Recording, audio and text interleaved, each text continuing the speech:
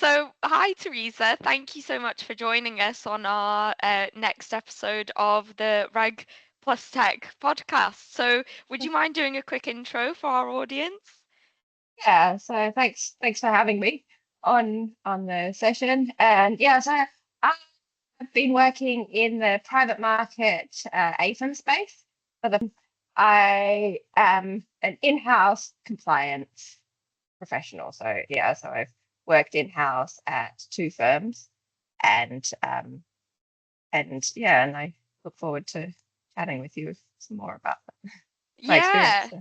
And I think it's really cool because I think just before we started the filming, I'm kind of really keen to lean into all that experience that you have because so far we've had a lot of experts on, I guess, more on the tech side, and it's really cool to be talking to a fellow in-house compliance professional about, I guess, the evolution of the compliance market because at the moment there is a lot of change, not just regulatory horizon, but also the type of threats that compliance or the risks are kind of evolving daily in this space, Yeah. right? hmm Yeah, exactly. And I think when we first met was like one of the perfect opportunities for everybody to kind of get together. And where we met was through a, a VCT kind of group where we were trying to tackle how we're going to approach consumer duty. And obviously that involved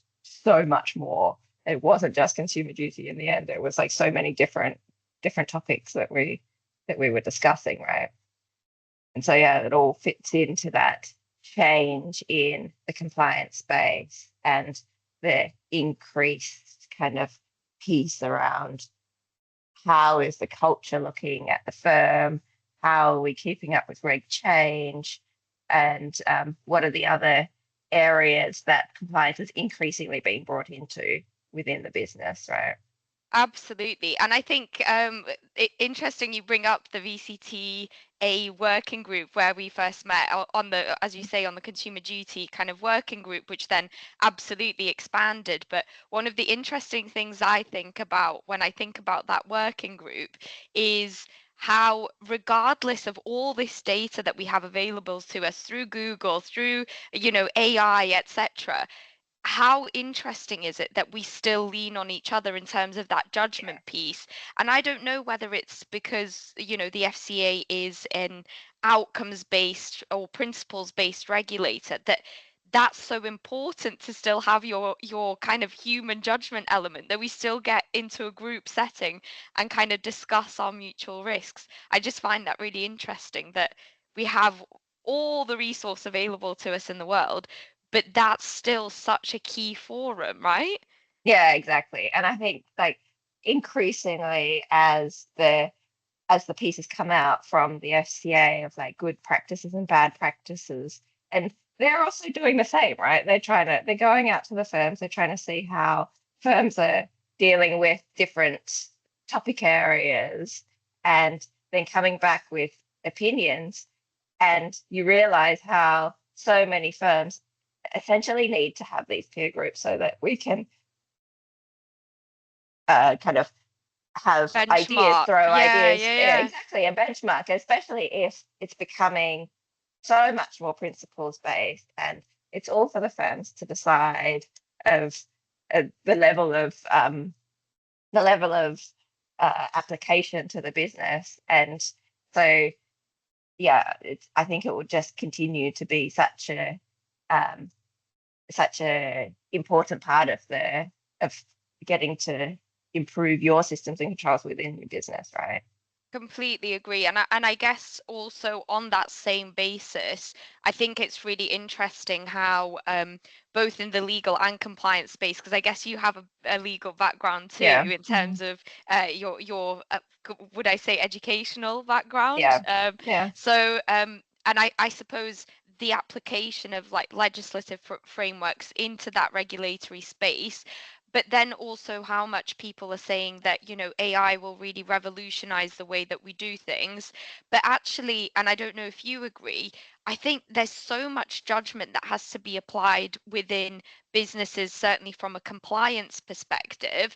And yes, when we're talking about AGI, maybe in a couple of years it'll look a little bit different, where you can, I suppose, apply um, more of the outputs within a business from Yeah, direct from LLM kind of outputs. But at this point in time, I just don't think that it's anywhere near good enough yeah, um, exactly. to just apply to a business, right? Yeah, yeah, exactly. And you totally underestimate the number of decisions that are made uh, in a personal capacity, right? And between discussions between teams, and no matter how much you continue to kind of improve your memos and improve all of the documentation of all the decision making, there is still so much that creates those nuances that are discussed in person and not documented, right? I don't know if you want to Yeah. put that in there though. No, absolutely. And I think it's actually a really good point, if anything. I think, the viewers or listeners, if it goes anywhere beyond my mum, um, the in practice point of all of that is that the expectation from the FCA is, these high levels of record keeping. But the Mhm. reality is, as you rightly point out, is that there's a gap realistically in most businesses of, what maybe the FCA expectations are versus the practical reality. Yeah, And exactly. that's not just a resourcing point. That's just when you're so thick into a process or procedure, you almost forget that there's assumed knowledge built into whatever Yeah, document that you're exactly producing. right. Exactly. And there's exactly right. So it's not just a matter of setting out the regulatory requirements and setting that out, but it's really understanding the business. It's understanding what the tone of the top from the top is. It's understanding how the teams operate together. It's understanding how they communicate with each other. It just makes such a big difference in your compliance work and also um, in how then the systems and controls are set up, right? And I think also going back to where you started in terms of the principles of businesses and the prince uh, the approach that the FCA is taking in terms of like proportionality um, and that is that it is still so important because you adapt your processes, you adapt your systems and controls in a way that fits your business and how that is run, right? Yeah, definitely. And the point around tone from the top and Yeah. the culture really feeds into the type of not least of which the type of hiring you do, but I suppose Mm-hmm. also the way that the business then embeds that That's compliance it, compliance. culture Yeah, within the exactly. threads of what they're doing operationally. And we started talking about consumer duty and how that's Mm-hmm. evolved. And I think consumer duty and culture are so linked together because ultimately, I mean, at the heart of every business should be the clients that you're serving. But unfortunately, and as we've seen with conduct related enforcement, that's not always the case. And so I think that consumer duty thread was almost brought into the FCA so that when deregulation happens and when they Mm-hmm. kind of move away from certain other rules, that always stays core to the way that Yeah. businesses ultimately operate and that the culture is then embedded through consumer duty. Yeah, exactly. And the tone from the top is so important for that. There's where you're sometimes in a compliance perspective, you need to be put in an uncomfortable position by the board, right? To really demonstrate that that tone is a way that you're truly embedding compliance, albeit whether it's the consumer duty or some other some other regulation that you're part of. And it's, are they asking the right questions? Are you giving, as a compliance person, are you giving them the right information to be able to ask the right questions as well? And yeah, it makes such a big difference to the entire business. I think what I've found in my career as well, and I don't know if it's been the same for you, is that when you're a junior and you're working on your policies and you're working on your monitoring, you don't really, you're so embedded in the compliance work and the compliance perspective, and you don't, and you think, oh, but you can make those changes because you're delivering the training, you're delivering the policies, etc. And then as you become more senior, you realize how important the tone from the top is, because without that top level buy-in, without that top level commitment, really the rest of the business doesn't really care about how many reminders you're going to be sending about doing your personal account dealing, It's right? so true. It's so true. And I think that relationship with the board, for compliance people is one of the main things to get right, Yeah, because at the end of the day, and I'm sure you're part of certain forums like on the LinkedIn space, etc., where you read about how to implement your communication or your risk-based approach and how to then integrate that between the board and the business. yeah, Unfortunately, I think in practice, um, you can get into a routine of delivering the same information in a templated basis to boards. But actually, what I guess compliance professionals have to be mindful of is at the end of the day, you've got to give the information to the board that's going to help them make decisions yeah, about their compliance culture, the risk within the business, and whether that's conduct risk or otherwise. yeah, And if you're just giving the board a standard document on a quarterly basis or on a monthly basis, are they realistically in the best position to be able to guide the business and understand actually where they may be taking risk that they're not comfortable taking? So I think that yeah. relationship with the board is so important, right? Yeah, exactly. And it's a two-way street, right? And so the more that you understand what the intentions of the board is, what you understand what the strategy of the business is, the better you can feed that information to them so it's more 100%. relevant to them, right? And yeah, and that's always something that is ever evolving, I think. I don't think that there's ever going to be a we've reached the perfect spot, because there'll No. always be something that needs to be Yeah. updated and changed and reviewed. And yeah, and I remember like going through it personally, the just thinking back to the first report that I made to the board. It was this tome of just information, which looking back at it now, you're like, oh, that's was relevant to me because it was important work for me and demonstrating that like you're running the team very well. You're doing so much work, but does the board really care about it? Probably not, right? Yeah, and and and is it useful to them to make and is it, decisions yeah, ultimately? exactly. Yeah, that's so Yeah, true. And you're not the only one. I think who yeah, actually knows as soon as they step into a team exactly what the board even want. And yeah, you exactly. what exactly to your point is it's got to be evolving kind of relationship, right? And I Yeah, think provided that you have buy-in from the board, then certain things become easier within the business to then implement and stuff. And another, I suppose, um, good topic of conversation around this is, I suppose, how to get board buy-in for like compliance budgets, for yeah, example. Because I think, at the end of the day, you're not generating revenue. And so you almost have to build a bigger case or a stronger case. But on the flip side, if you think about it, it's like, well, you're protecting the business. So surely that's a business case in and of itself. So I don't know, what's your kind of experience in getting board buy-in for things like budgets and or even reg change related matters? I think I can't really speak on the budget side, but in terms of reg change, Mm, that's there's always been uh, an interest in reg change, and I think that that's really important for the business so that they can be prepared, so that you can be in a position to be prepared for a piece of reg change.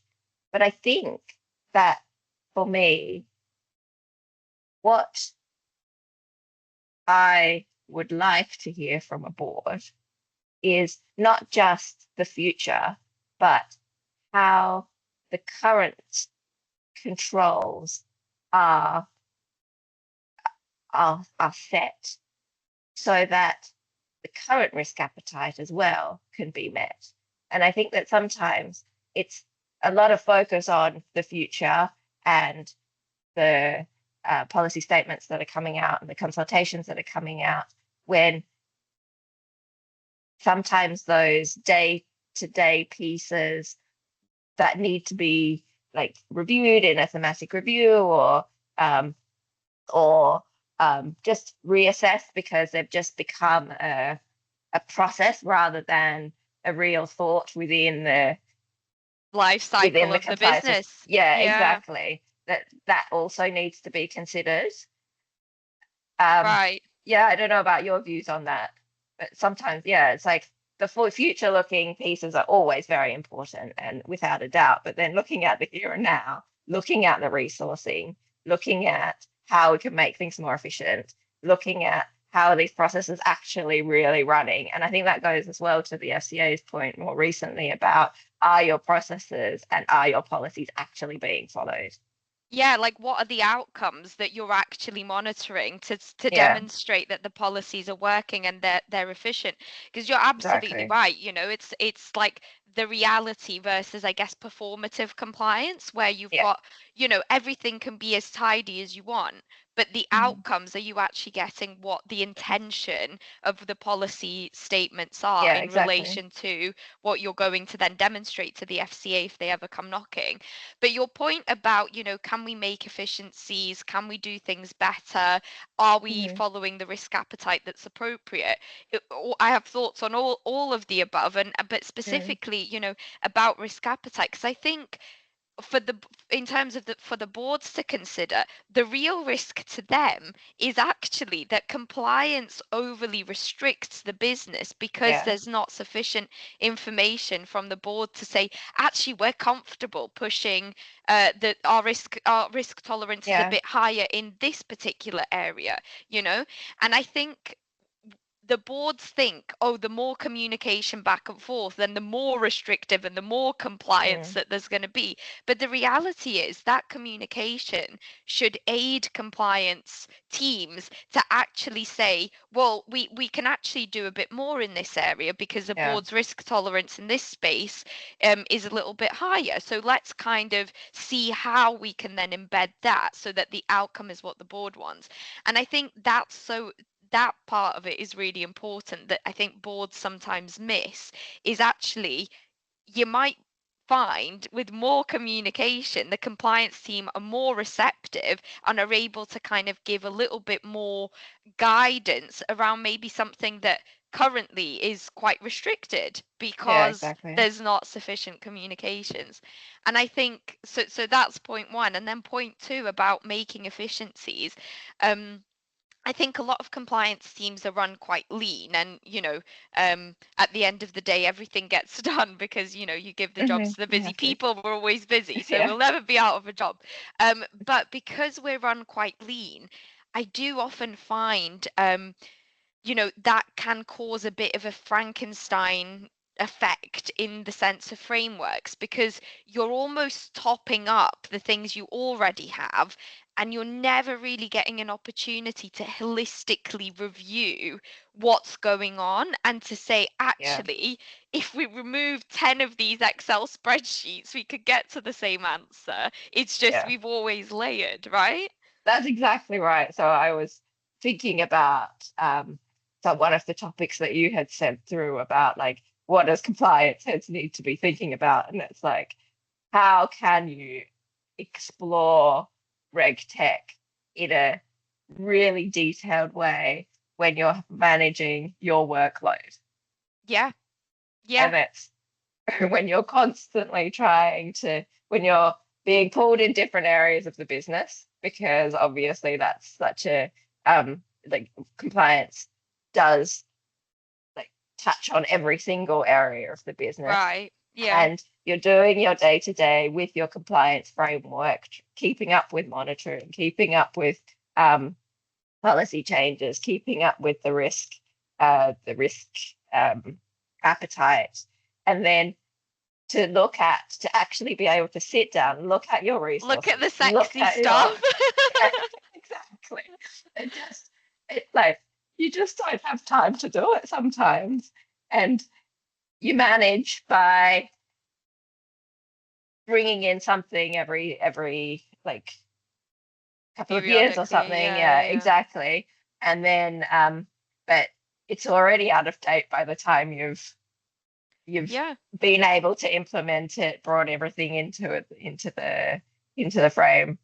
And so yeah, it's just it's I wish that like if you had like a magic wand and you could fix it, you would be like, I want to just be entirely dedicated in these projects, Yeah. to be able to give guidance to your team, to be able to really make use of all resources, right? So technology, people, consultants, Yeah. lawyers, and really build this like great framework. And yeah, it does end up being like a little bit of a piecemeal piece together. And I was like, oh, let's just let's just Yeah. continue if it ain't broke, right? But And you're so there are right. so And many ways even to fix it. there are, and there's so many ways to actually make efficiencies. But even as you say, even when you see it and it's in front of you, sometimes you just physically, because you're keeping up with the higher risk items of like the Yeah, day-to-day work, you just don't have time to fix it, even if you know it needs fixing. yeah, And I guess even to your point on the RegTech side and the integration piece within the mm, business, I think one of the most challenging aspects actually of the kind of evolving compliance frameworks is being able to, and I don't think it's solely compliance that are dealing with this, but the reality of the fact that we're, ever more automated, ever more kind of moving towards a more tech-based framework around all divisions, I'd imagine, within kind of a yeah, financial services context. But that knowledge gap between actually getting up to speed with what is effectively like a hybrid, whatever, compliance or insert another division, yeah. your expertise and knowledge plus tech, it's like everyone kind of has to now get on board with learning what tech means within their business or within their specific division, right? Yeah, exactly. And I think that um, when you're looking at compliance software and you're looking at how do you apply AI to compliance, it can't just be compliance, right? It has to be across the entire board, especially for compliance to then be able to come in. So you're thinking of monitoring, right? And Mm-hmm. you're getting all of the information across the business for your testing. And if you might have a great solution on the compliance side, but if it can't plug into whatever's being used across different business areas, if the data is stored in, I don't know, a T drive plus SharePoint plus some other like And it's cloud system, outdated and and it's it's all, outdated. yeah, yeah, yeah, Yeah, yeah. exactly. Like it just, you won't be able to use your tool as efficiently as possible. Or Right. at So it all. has to. Yeah, and exactly. and sometimes you find that you think, oh, this is the most glamorous, gorgeous tool ever. And I've Yeah. had so many conversations, obviously, with us building our kind of tech company as well. Mhm. But I've had so many conversations with people saying, oh, we wanted this particular tool because it could do this, plus it had loads of other features that Yeah. were really cool. But then when we actually brought it on board, we've signed our life away 3-year contract, actually it doesn't integrate Doesn't. with our systems, and the Yeah. thing we actually wanted it for isn't that great because they've been working on diversifying all the features. And it's kind of such a common problem, is Yeah. only after you've signed the contract you figure out actually it doesn't work, it doesn't integrate, because you don't have the time to, maybe sometimes you don't have the time to do, I'm not speaking for all compliance people, but you don't Uh, have the time to due diligence things specifically on that tech side where you perhaps don't have all the knowledge yourself Mm-hmm. anyway, you just kind of think, well, other companies have done it, so it must be fine. So we'll just Mm. figure it out on the fly. And then oftentimes Yeah. that doesn't work. Yeah, and there's definitely that balance between the systems that are like they say that um, they're completely adaptable, they can build it exactly how you want it, and there's the time and effort that needs to be put into place to actually build 100%. that. And you just maybe you want to do that, and like there have been times when there've been great outcomes as a result of that because you have a clear vision, etc., and you've already planned out exactly how you want to do it. But Yeah. then on the other hand, you also, in terms of your time use and also the use of your team, you kind of just want something that's ready to work perfectly for your the business, right? And there's no, And but you get told that something's plug and play, and yeah, and it then it's not. never is.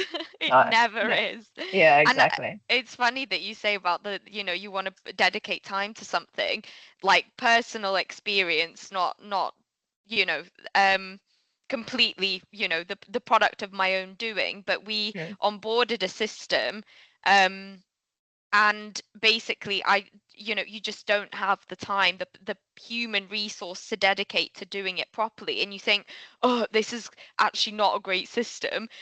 But when I left the business and subsequently on a consultancy basis went back in to integrate this thing properly, I was like, mm. it's a great system. It's We great. just didn't have the time Yeah, to do this integration piece properly.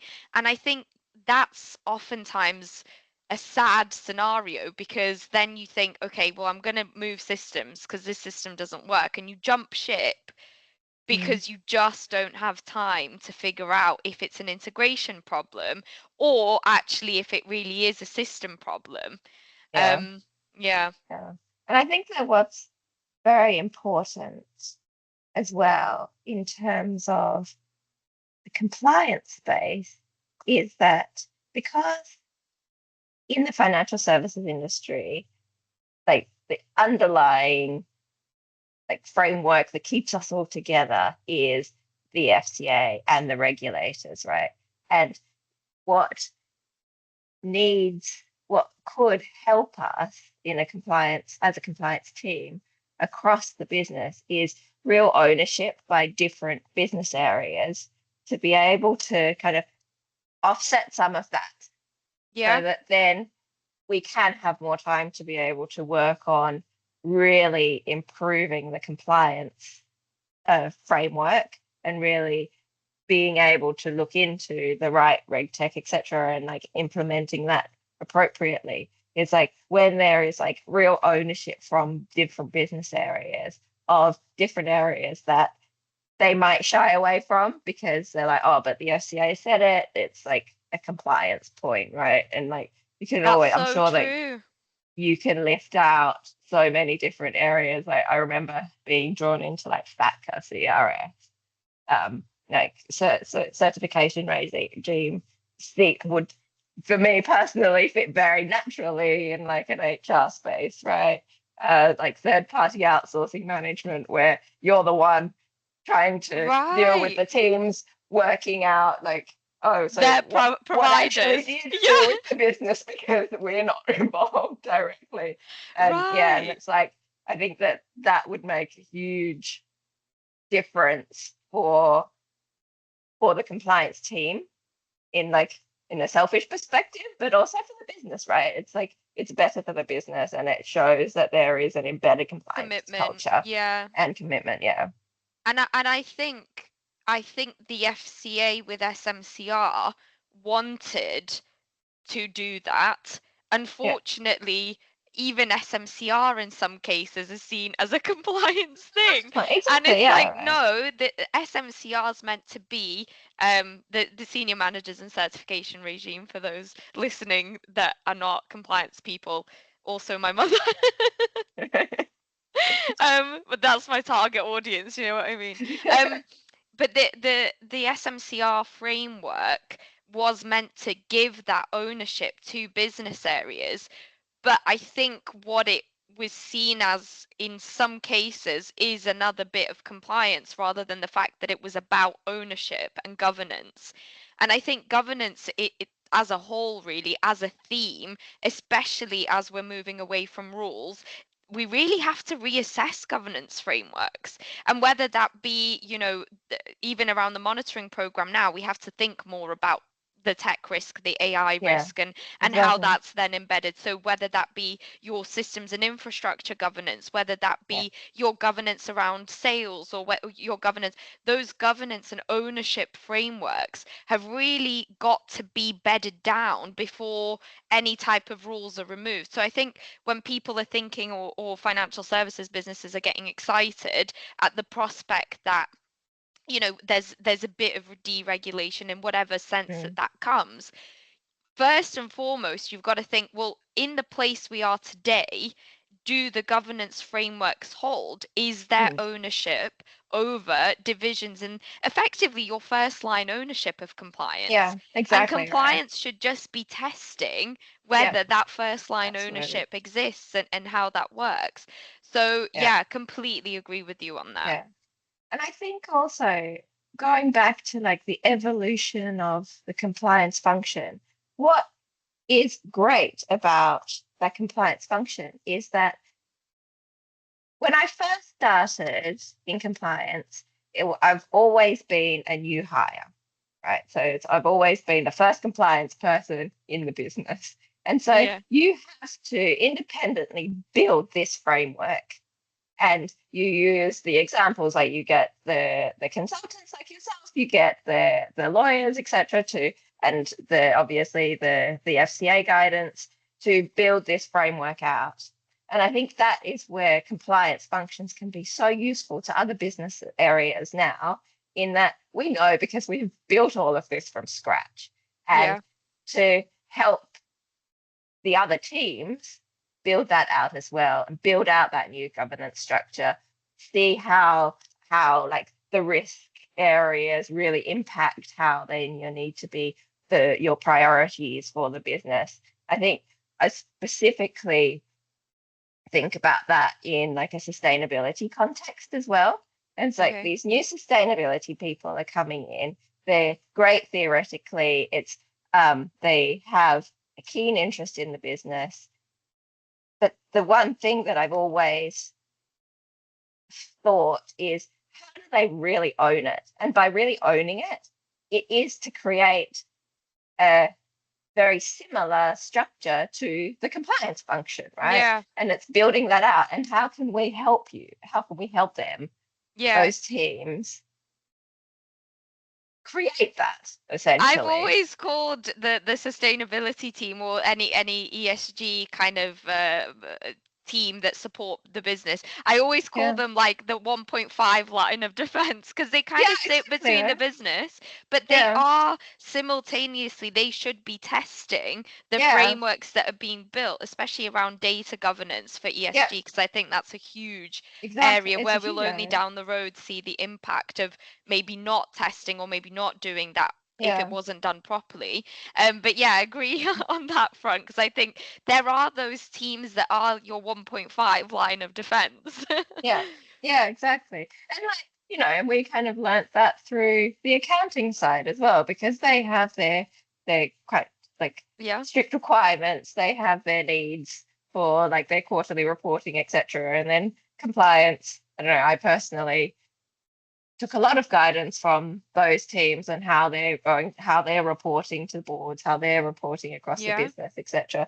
And and I think that, yeah, and compliance has that ever increasing ability to help other areas within the business to create new governance structures, so that then they can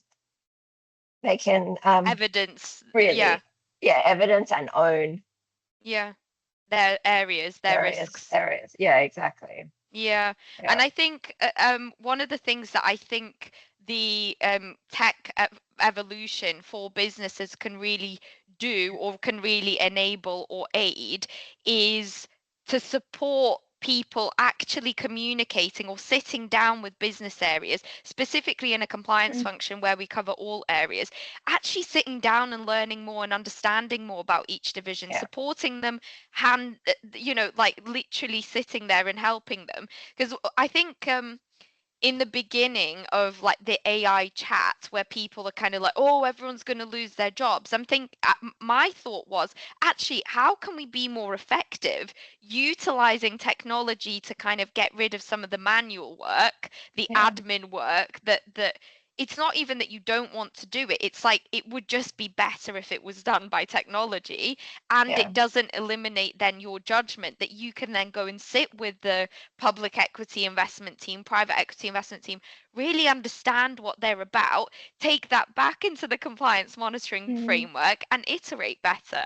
So I think I completely agree with that principle of really sitting down with each division or each team and helping them map their frameworks and Yeah. ownership of risk, and taking that knowledge then back and kind of evolving our second line So, frameworks. yeah, Um, exactly.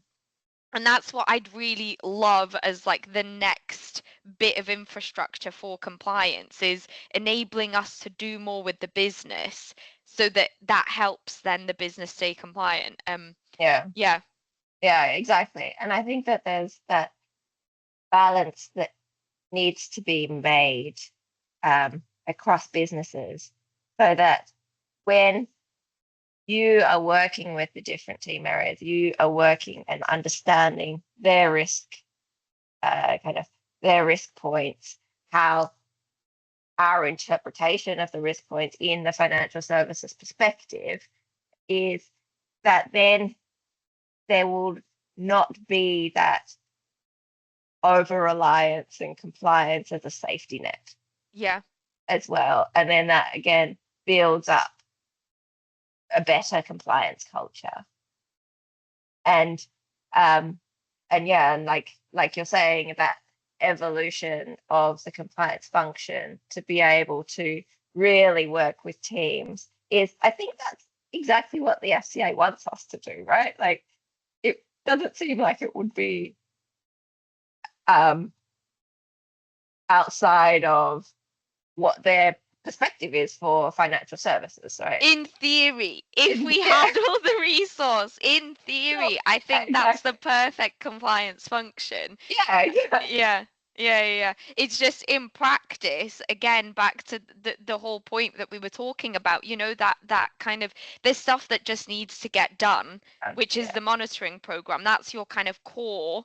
Um, and unfortunately, then if the resourcing doesn't allow, you're then not yeah, able to kind of have that interaction with the business that you might want to make a yeah, better compliance framework. So it's just a bit chicken and egg, and I suppose you would hope that technology will enable compliance teams to operate on a basis that actually you use more of your human time to do the human yeah, work. exactly right. Yeah. And even, yeah. And I keep on thinking about especially the monitoring side and AI. And you think like the possibilities are endless, right? It's like you Yeah, don't need to do sample testing. You could just test everything. yeah, But then you need to be sufficiently trained. You need to sufficiently understand the different teams to be able to then do your analysis better yeah, and really assess what the outcome is from the what the output is rather, so that then that is a valuable piece of monitoring. And yeah, yeah, and it's a really exciting kind of time to be able to do that, right? And it really makes use of your skills yeah. rather than like the The data gathering mundane piece, stuff, the yeah. reminding the investment team 10 times to be able to share their investment papers. Yeah, or complete your e-learning, or Yeah, yeah, exactly. basically the reminder police, exactly. Yeah, Um, but your point around, you have to really understand what's going in and coming out. So Mm, technology is an enabler, but I think this new, like the next 5 years will be really telling, because I reckon there will be enforcement probably, and we'll come to this, because my ending note is actually, if you have an AI related enforcement prediction, so what will be the first mm. AI related enforcement case. But my prediction is that it will be something to do with either poor quality data going into a system, generating poor outcomes or outputs, and or then that person, whoever the person is, either the integrated or is the person that owns the system, or the technological solution, doesn't understand what has gone into that system, either the model or the data, to then demonstrate why that they thought that that outcome was appropriate, or could stand up in a court of law, basically. Yeah, of course. I think that's the exact prediction that I would. Yeah. It's not really Well, do you it's think it's a training the point? Do you think that I think people need more training? Or do you think now we'll be hiring people within compliance teams that are already kind of tech enabled, or, tech focused, or perhaps, what you would hire into an IT team, you're now going to be hiring into compliance? I don't know what your thoughts about that. it's definitely a thought that I put into when I was hiring, um, where people have those skills and interest in using technology and making data more efficient was definitely a plus point Hmm. for me. Um, and I think that when like different forums have been speaking about, will this like remove the juniors, etc., and not allow them to upskill and make it harder for graduates Mm, to come in. And it's definitely something that if somebody wants to get into compliance, they also need to have that technological kind of piece to give them an edge for now. And I think that there are a lot of people like myself who need to be trained by those yeah. juniors who are who are coming up.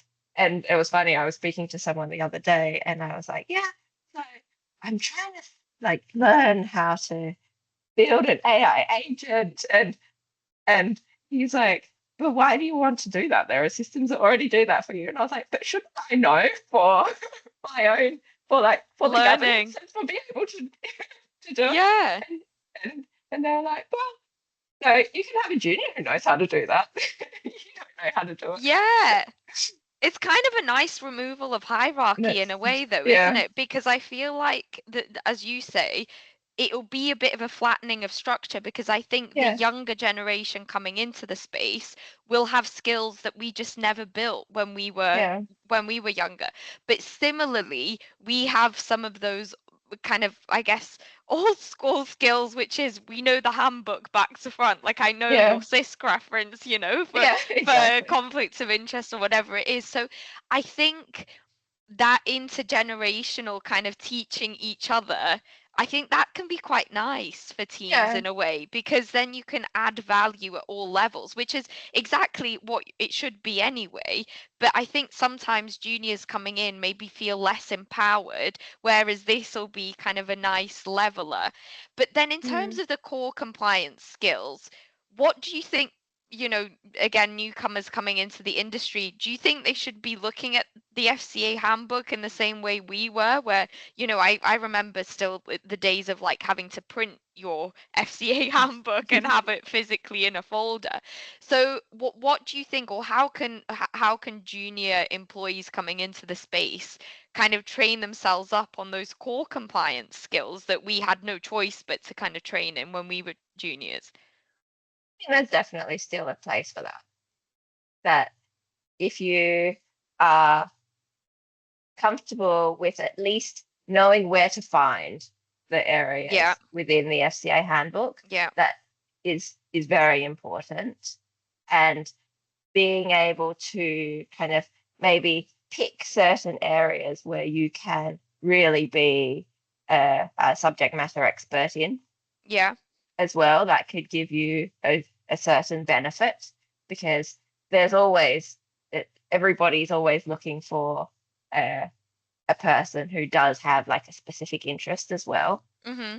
right? Completely get what you're saying, is that Okay. the educational background becomes almost less relevant with time, Yeah, right? Because as long as you can use technology now, you almost don't need to be like specifically trained in something. But yeah, simultaneously, I always used to find it quite interesting the fact that, to go into the legal field, you had to have all this education and, like formal qualifications. But compliance carries the same level of decision making in so many contexts, and yeah, yet we've never had to have, formal training. I mean, yeah. I do have a formal qualification in compliance, because thankfully my very first head of compliance that I worked under, he was very keen for me to do that, and I was so grateful that I had the opportunity to. And now in hindsight, I'm, even more Mm. grateful, because it gave me that kind of context and perspective and understanding around the field. But I'm always amazed that, the reality is not many people have any compliance qualifications coming in as juniors. And I'm like, wow, it's so interesting how that disparity between the legal team versus the compliance team, even though your decisions carry the same level Similar of weight. weight in Yeah, it's in in true. so many contexts. Yeah, it's definitely true. And but I think that more and more when you look at CVs of juniors, you want somebody who at least wants to do the compliance qualification, right? Yeah, Um, and so there will always be some need for that, but I don't think that the like undergraduate education is I agree. I uh agree. If like you have an appetite the for key learning, indicator. Yeah, exactly. critical thinking skills, all that kind of stuff. It's funny, I was talking to someone at the gym the other day, and her son goes to university to do like a philosophy related degree. And she was like, it was between that and coding. And she was like, I'm so grateful now in hindsight that he went to do like effectively a critical Yeah, thinking degree.